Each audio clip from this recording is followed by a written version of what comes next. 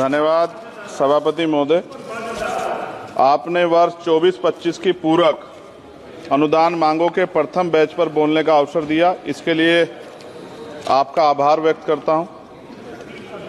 पूंजीवाद वह जो लगातार बढ़ रहा है, मुख्य रूप से ठेकों के माध्यम से निष्पादित किया जाता है और बड़े लाभ ठेकेदारों को जाते हैं, जबकि सामाजिक कल्याण योजना के लिए बजट जो प्रत्यक्ष लाभ हस्तांतरण के माध्यम से पारित किया जाता है घट रहा है।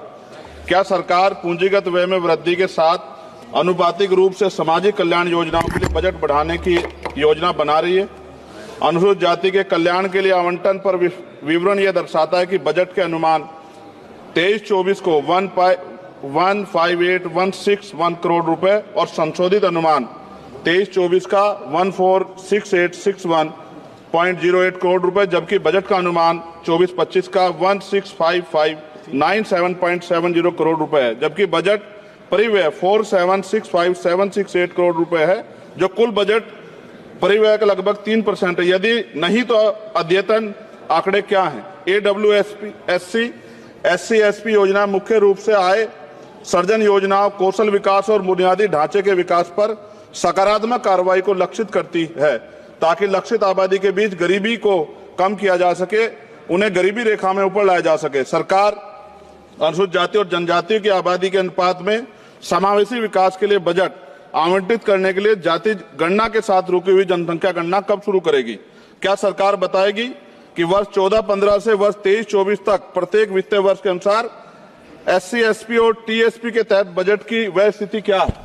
वित्तीय वर्ष 2014-15 से वित्तीय वर्ष 23-24 तक SC/SC और TSP बजट का लंबित बैकलॉग क्या है और बैकलॉग को कम करने के लिए क्या योजना है? क्या महात्मा गांधी राष्ट्रीय ग्रामीण रोजगार गारंटी योजना कार्यक्रम पर मद से 1 से पता चलता है कि 23-24 का वास्तविक व्यय 90806 करोड़ रुपए था और 24-25 का बजट अनुमान केवल 86,000 करोड़ रुपए था, जिसमें ग्रामीण श्रमिकों को रोजगार की गारंटी देने के लिए मनरेगा अधिनियम 2005 के तहत 100 दिन में काम देखते हुए भारी कमी की गई है। क्यों?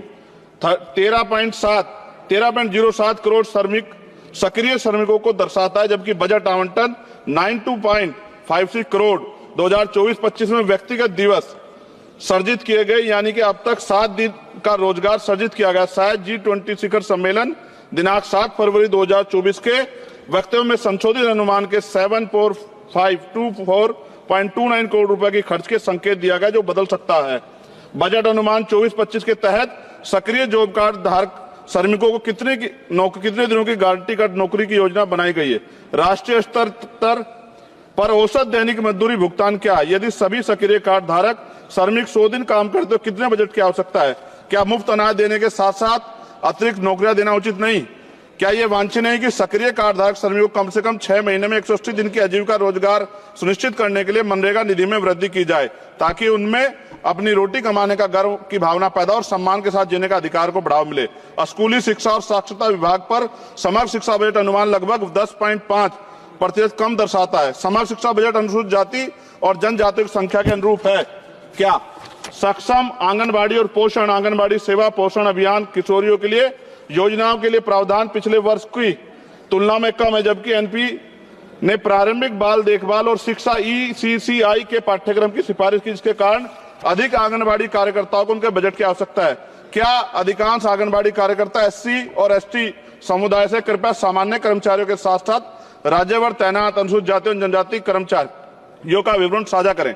आंगनबाड़ी कार्यकर्ताओं में अनुसूचित जाति और जनजाति की राज्यभर प्रभावी उपस्थिति का प्रतिशत क्या है? क्या प्रधानमंत्री आयुष्मान भारत स्वास्थ्य अवसंरचना मिशन, जिसके लिए बजट में अनुमान के लगभग 50% की कमी दर्शाता है, जबकि जनसंख्या में वार्षिक वृद्धि और अवसंरचना के कारण पूंजीगत व्यय में वृद्धि के बावजूद बजट अनुमान 24-25 में भी कमी की गई है? आप स्वास्थ्य में व्यय को किस प्रकार बढ़ाएंगे तथा इसमें GDP के 6% के स्वीकार्य स्तर पर लाने का प्रस्ताव रखते हैं? अनुसूचित जातियों की लगभग 80% आबादी सीमांत किसानों और दिहाड़ी मजदूर से बनी, जो गांव में रहते हैं, जबकि शेष आबादी शहरी क्षेत्रों में रहती है। इसलिए क्या बड़े पैमाने पर कृषि भूमि पर काम करने वाले दिहाड़ी प्रवासी मजदूरों के लिए किसान सम्मान निधि स्वीकार्य है? यदि हाँ, तो अनुसूचित जाति और जनजातियों के अनुसूचित जाति मजदूर और सीमांत किसानों के राज्यभर कितनी किसान सम्मान निधि दी गई? क्योंकि योजना का नाम किसान सम्मान निधि है। प्रस्तावित यूरिया सब्सिडी अनुसूचित जाति जनजाति किसानों की प्रतिशत जनसंख्या के अनुरूप तथा आप अनुसूचित जाति जनजाति किसानों के राज्यवार लाभार्थी जनसंख्या के बारे में जानकारी देंगे। क्या किसानों को लीगल एमएसपी की गारंटी का लाभ मिलेगा, देने की योजना है?